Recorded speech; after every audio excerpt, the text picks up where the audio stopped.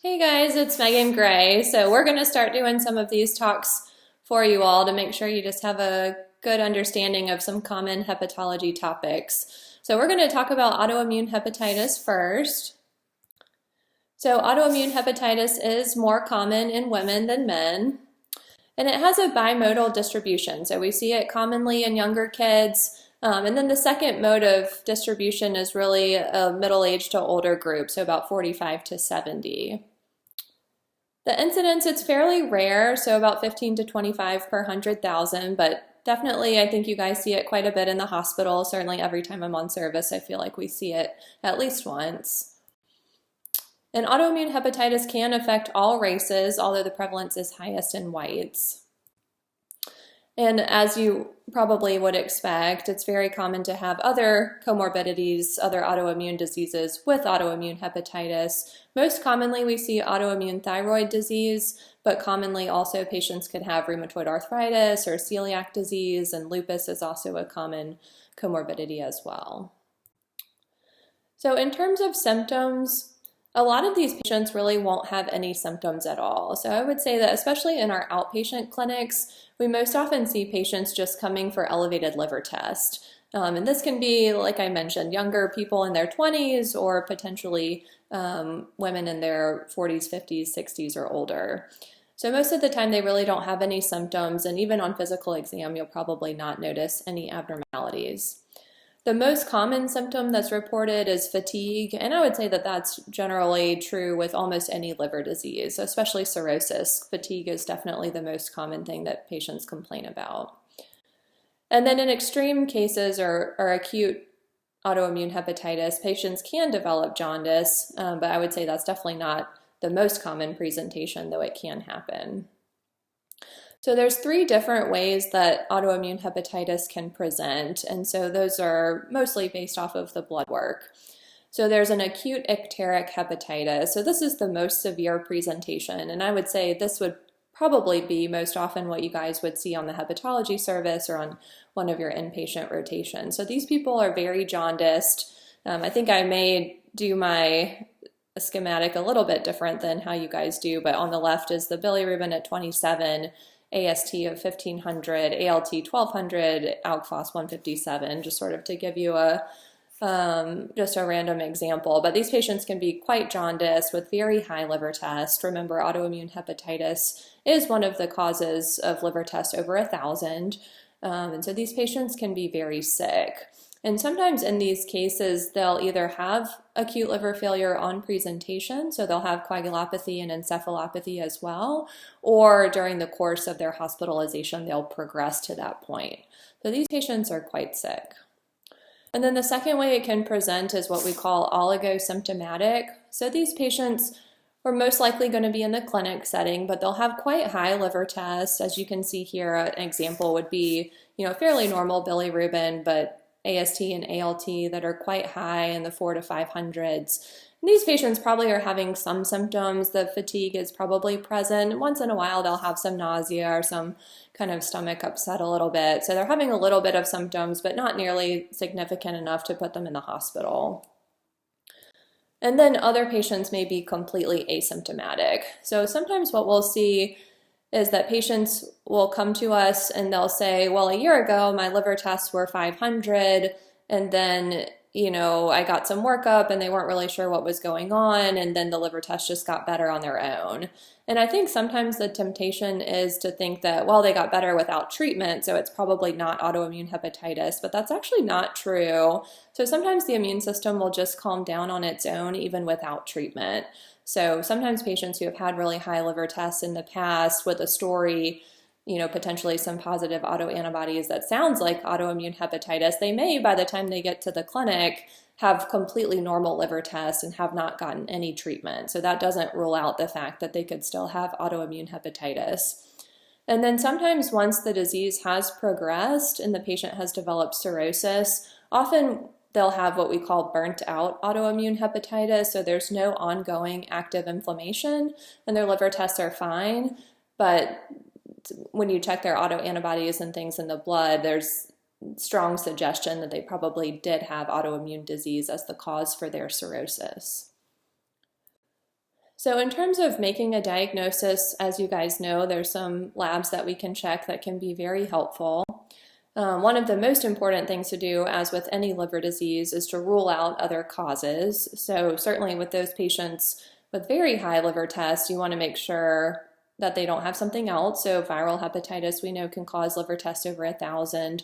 Wilson's, ischemia, these are all things to think about. Tylenol toxicity that can cause liver tests over 1,000. So we want to make sure we have the right diagnosis. So we always send off the full serologic workup to look for viral hepatitis, Wilson's, alpha-1, hemochromatosis. We talk to them about their medications, herbal supplements, etc. And then one of the things that can be really helpful, especially when you're seeing patients in the hospital, is to check a total immunoglobulin G. So about 90% of patients that have autoimmune hepatitis will have an elevated IgG. So some hepatologists will say if you have a normal IgG, you don't have autoimmune hepatitis, which is not 100% right, but especially for patients that are having an acute flare and are sick enough to be in the hospital, they're probably going to have a pretty high IgG, and that comes back pretty quickly. So that can be suggested for sure. And then there's two types of autoimmune hepatitis. The most common type that we see in adults is type 1, and this is the most classic antibody presentation. So they'll have positive anti-nuclear antibodies and positive anti-smooth muscle antibodies. So if you have those three things, the high IgG, positive ANA, positive anti-smooth muscle antibody, that patient has autoimmune hepatitis. So those are the easiest to diagnose.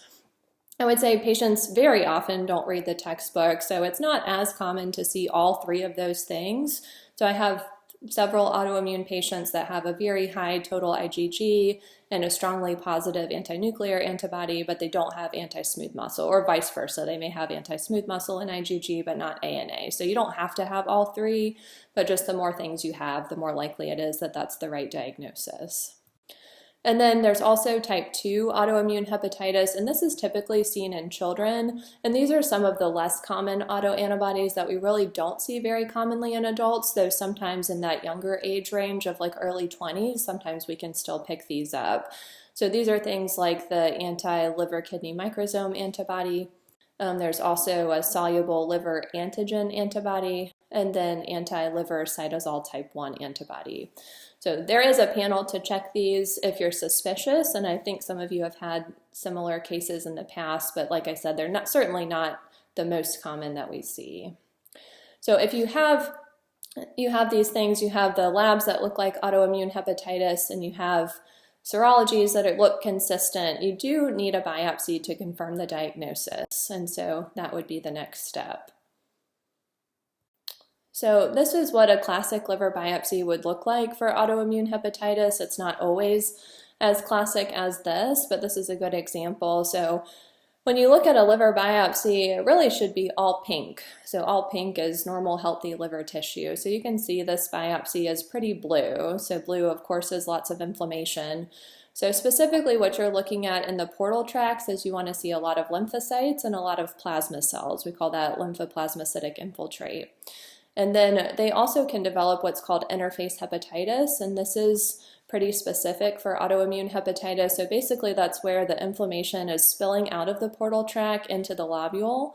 So you'll see sort of in the middle of the lobule, there'll be just kind of a random spot of lots of inflammation, and that's called interface hepatitis.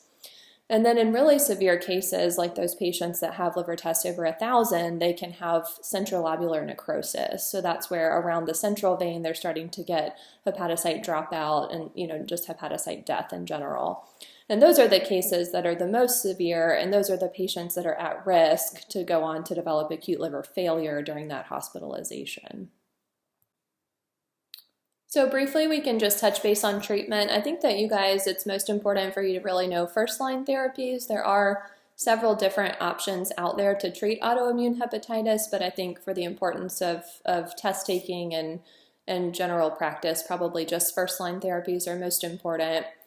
So first line is always prednisone. So I would say that not every patient needs steroids. And so certainly there's patients that come to us in the clinic with elevated liver tests that may be up to 70 or maybe even 150. So anything less than 200 for AST and ALT, I generally don't give steroids. I'll just go ahead and start them on long-term management like azathioprine.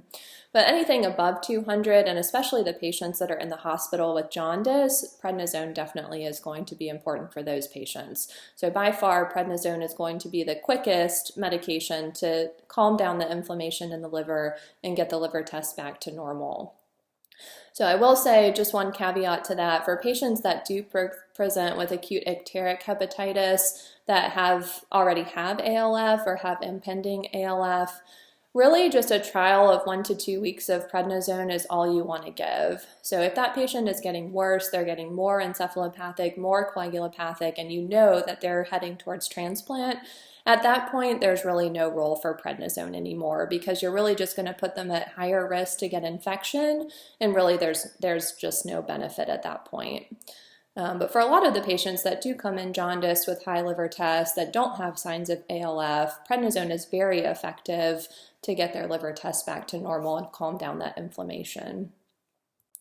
So another possible steroid option is budesonide. So budesonide is nice because first pass metabolism is in the liver, so the liver gets most of that steroid benefit without getting so much of the systemic absorption and side effects. The downside of budesonide is that it is expensive, and so for some patients it may not be a realistic option. In terms of dosing, 9 milligrams of budesonide is equivalent to 40 milligrams of prednisone. So in some patients, that can be an option. And then once the liver inflammation has started to calm down and we're seeing a nice response to steroids, then we can initiate long-term therapy. And so first-line long-term therapy is azathioprine. So azathioprine is an anti-metabolite that inhibits purine synthesis and works in that way to suppress the immune system. So dosing for azathioprine, most of us use European dosing, which is 1 to 2 milligrams per kilogram per day. Of course, azathioprine does have some side effects, so I generally start patients at a low dose, like 50 milligrams for a couple of weeks, just to see how they're going to tolerate it before going up to 100 or 150, just depending on their weight. One important thing to know about azathioprine is it certainly has a side effect profile that can be problematic. Of course, you guys probably know about pancreatitis. That's a common, or not common, but a possible side effect from azathioprine. But also an important thing to know about azathioprine is that it can cause a cholestatic liver injury. So when patients are in the hospital with jaundice and really high liver tests, it's not a good time to start azathioprine, because then if you see them a few weeks later in the clinic and their liver tests aren't improving, it's hard to say if they're not responding to steroids or if they're just having a concomitant liver injury related to azathioprine. So I always let the jaundice resolve before I start azathioprine, and then I have a good sense of whether or not they're responding to the medication. Another option for patients that don't tolerate azathioprine or have side effects is mycophenolate. So mycophenolate is also an anti-metabolite and works similarly. The nice thing about mycophenolate is that it does not have that same risk of cholestatic liver injury. So you could potentially start it earlier if you wanted, though generally I just start monotherapy with prednisone.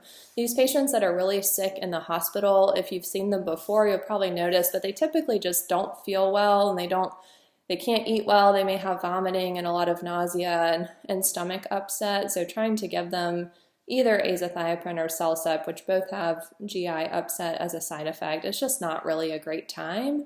And then they may be labeled as not tolerating that medication when really it just wasn't the best time to try it. So I really like to just kind of let things calm down with prednisone and then start one of the other drugs in the outpatient setting. Other things that are out there that we use sometimes, tacrolimus can be used. This is a calcineurin inhibitor that's commonly used in our transplant patients, so that's one option. Cyclosporin is another calcineurin inhibitor also that we use for transplant.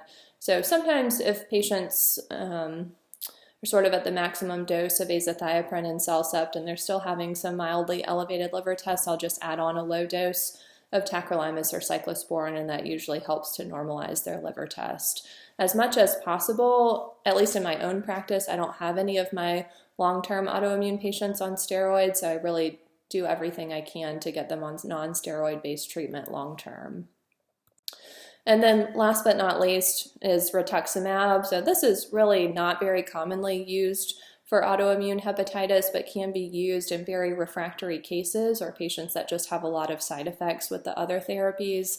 I do have one patient on rituximab. She also has lupus and just a very active immune system overall. And so she's done well with it, but it's certainly not very common. And then, of course, transplant. So for patients with acute liver failure from autoimmune hepatitis or those with cirrhosis that have decompensated, transplant may be a great option for those patients. So that's all for today on autoimmune hepatitis, but certainly let us know if you have any questions.